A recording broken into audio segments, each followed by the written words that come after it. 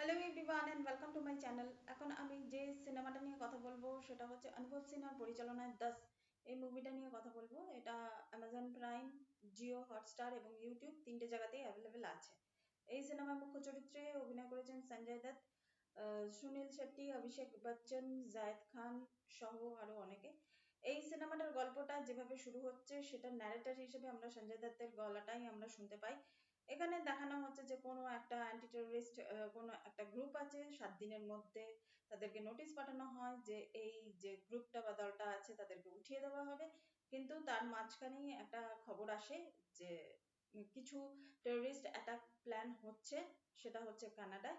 এবং সেই terrorist attack প্ল্যানের মধ্যে দুজনের নাম উঠে আসে, একজন হচ্ছে হিম্মত মেহেন্দি আর একজন হচ্ছে জামওয়াল।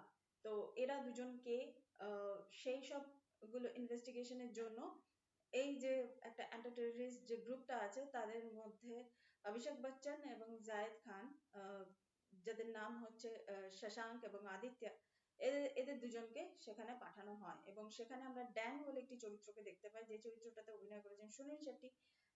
পুলিশ অফিসারের চরিত্রে অভিনয় করেছেন এবং তার স্ত্রী প্রিয়া মানে রাইমা সেন এখানে অভিনয় করেছেন। তাদের একটা ব্যক্তিগত জীবন আছে, সেই জীবনটাকে এখানে দেখানো হয়েছে।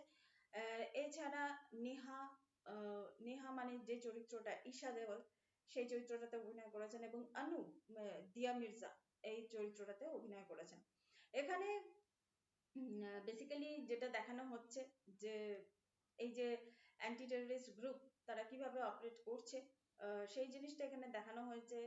এর মধ্যে কিছু কিছু গান আছে, যদিও গানগুলো অপ্রাসঙ্গিক গান, সেই গানগুলো না দিলেও চলতো। আর এখানে পঙ্কজ কাপুর এর যে চরিত্রটা, সেই চরিত্রটা দুর্দান্ত অভিনয় তিনি করেছেন, এখানে বলার অপেক্ষা রাখে না। তিনি একজন ভালো অভিনেতা এবং তিনি দুর্দান্ত অভিনয় করেছেন। তো ওভারঅল মিলিয়ে 10 এই সিনেমাটা কিন্তু আপনাকে অ্যাকশন সিনেমা হিসেবে, অ্যাকশন থ্রিলার জনরা সিনেমা হিসেবে কিন্তু আপনাকে মানে আপনার কাছে ভালো লাগবে এখনো। এই সিনেমাটা কিন্তু মানে আজকের দিনে দাঁড়িয়েও কিন্তু এই সিনেমাটা ভালো লাগবে এবং সিনেমাটোগ্রাফিও কিন্তু ভালো। বিশেষ করে কানাডাতে যে যে জায়গায় শুটিং গুলো হয়েছে সেই সব জায়গাগুলোতে কিন্তু বেশ ভালো লাগে। তো এটাই ছিল আমার ওভারঅল রিয়াকশন এই সিনেমাটাকে নিয়ে। Thank you so much. That's all. Please keep watching and please subscribe my channel. Till then, goodbye.